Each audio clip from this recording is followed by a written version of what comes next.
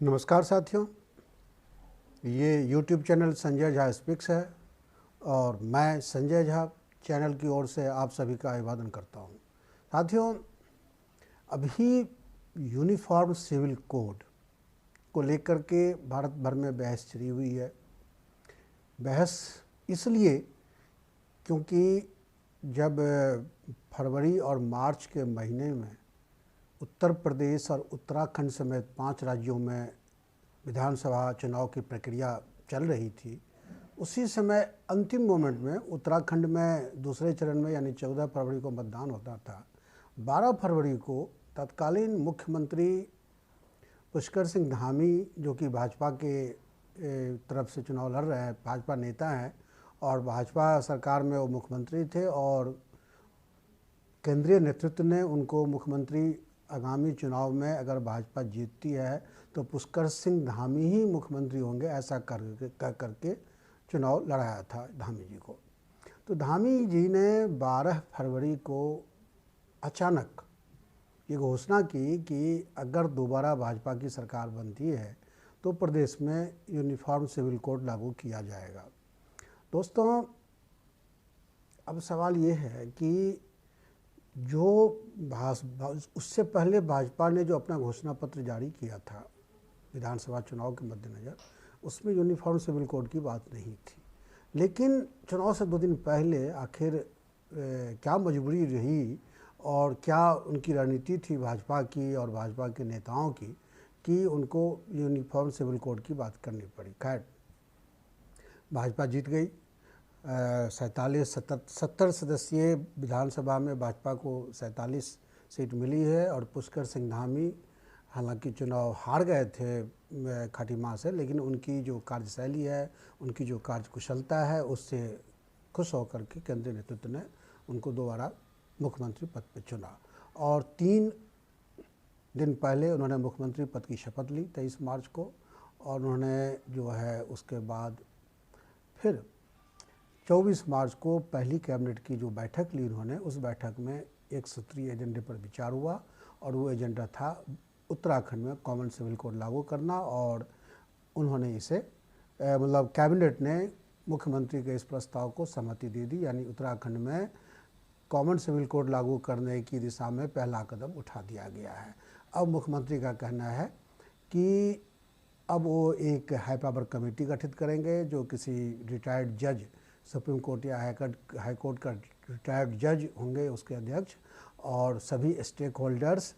विधि विशेषज्ञ और विभिन्न समाज के विभिन्न क्षेत्रों में जो प्रबुद्ध लोग हैं उनको मिला करके कमेटी बनाई जाएगी। कमेटी उस कानून का ड्राफ्ट तैयार करेगा और ड्राफ्ट तैयार करने के बाद फिर जब विधानसभा में वो उस पर बहस होगी, पारित होगा और फिर उस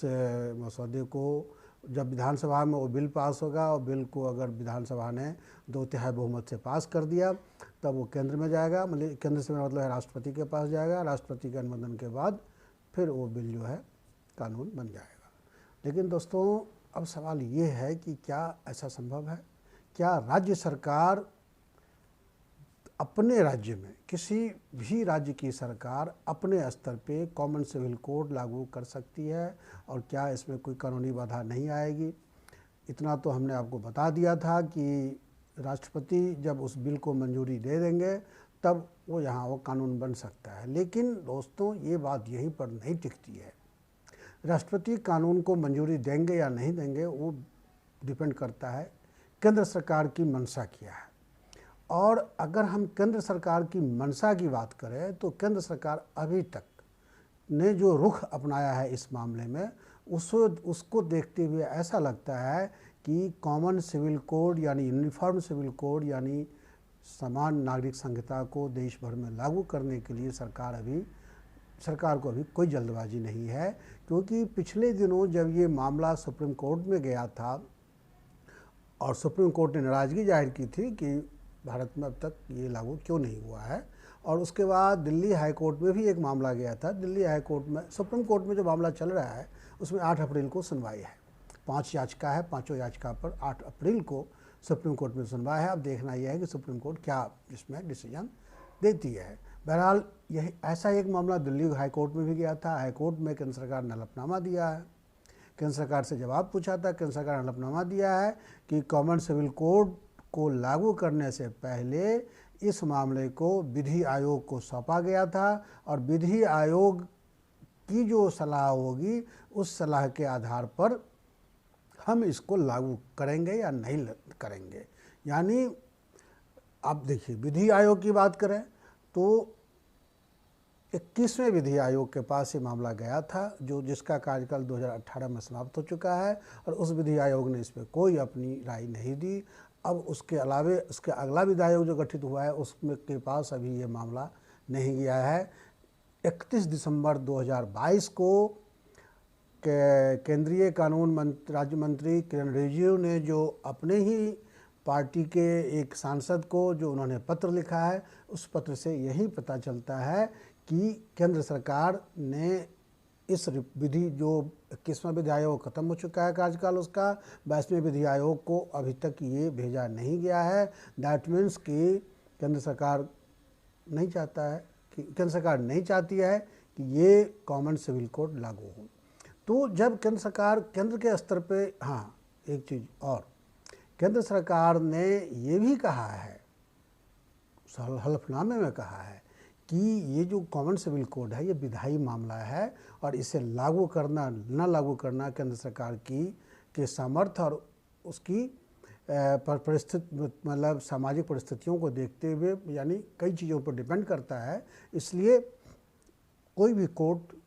केंद्र सरकार को या राज्य सरकार को ये बात नहीं कर सकती कि आप इसको लागू करो ही। यानी केंद्र सरकार ने अपना रुख साफ कर दिया है और ऐसे में उत्तराखंड सरकार यदि कोई ऐसा कानून बनाती भी है और वो केंद्र में जाता है, राष्ट्रपति के पास जाता है मंजूरी के लिए, तो ऐसा नहीं लगता कि उसको झटके में उसको मंजूरी दे दी जाएगी। या एक चीज़, अच्छा इस पे एक, हाँ इसमें एक पेज है जिस पर हम बात करेंगे। पहले हम आपको ये बताना चाह रहे हैं कि इसको लेकर के सिर्फ केंद्र की राय, केंद्र की इच्छा या अनिच्छा ही मतलब एक फैक्टर नहीं है। एक फैक्टर ये भी है कि संविधान में ऐसा मतलब सरकार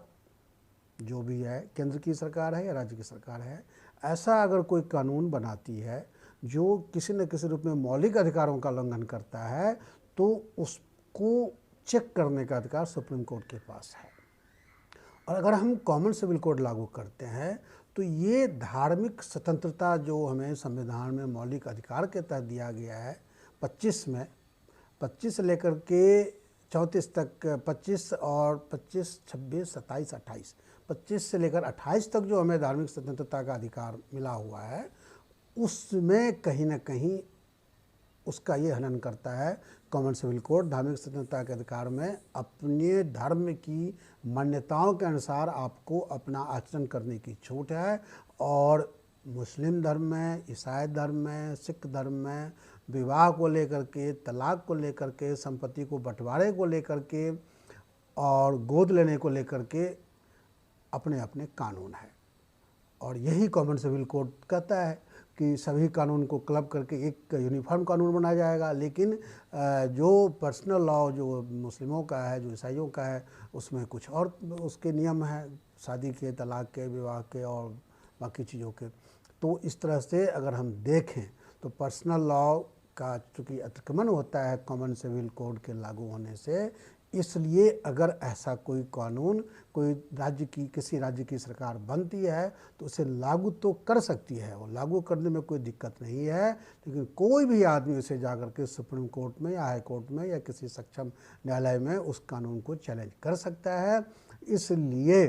ये कानून अगर बन भी जाता है राज्य सरकार के स्तर पर तो ये कोर्ट में चैलेंजेबल है। इतना ज़रूर है कि चूँकि ये संवर्ती सूची का हिस्सा है, इसलिए पुष्कर धामी की सरकार, उत्तराखंड की सरकार इस पर कानून लागू बना सकती है।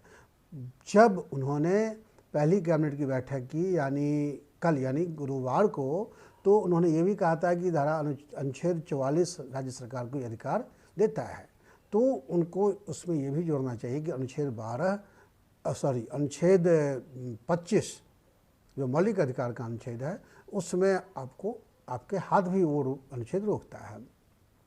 तो ये है इसकी कहानी। मुख्यमंत्री पुष्कर सिंह धामी ने ये भी कहा कि गोवा में ये पहले से लागू है, लेकिन दोस्तों गोवा में ये तब से लागू है जब वो भारत का अंग नहीं बना था। 1961 में भारत का अंग बना था गोवा, उससे पहले पुर्तगाल का अधीन था। और पुर्तगाल ने गोवा में 1867 का जो पुर्तगाली सिविल कोड है उसको लागू कर दिया था, इसलिए एज इट इज़ गोवा को हमने भारत में लाया था, इसलिए वो कानून पहले से चल रहा है। दोस्तों ये अच्छी बात है, पुष्कर सिंह धामी ने जो कहा उसने निभाया। उन्होंने पहले ही कैबिनेट में इसको लेकर के कानून बनाने की सहमति दिलवाई अपने साथियों से, मतलब कैबिनेट के सहयोगियों से। लेकिन ये कानून अगर उत्तराखंड में बनता है तो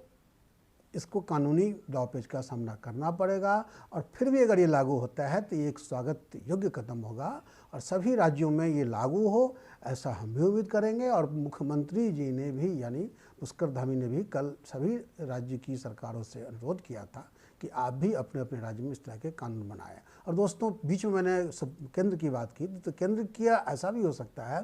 केंद्र ने अपने बिहाफ पे इस कानून को ना बनाए, लेकिन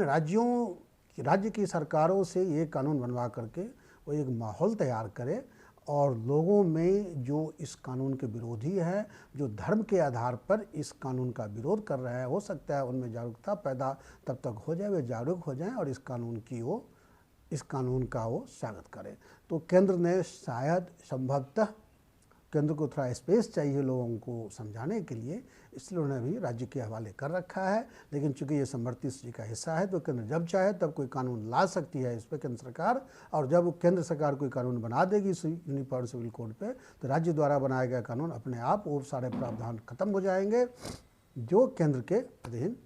होते हैं। दोस्तों इस वीडियो में इतना ही। अगर कॉमन सिविल कोड पे आपको ये कंटेंट अच्छा लगा हो तो मेरे चैनल को लाइक कीजिए, मेरे चैनल को सब्सक्राइब कीजिए, इस वीडियो को लाइक कीजिए। थैंक यू, नमस्ते।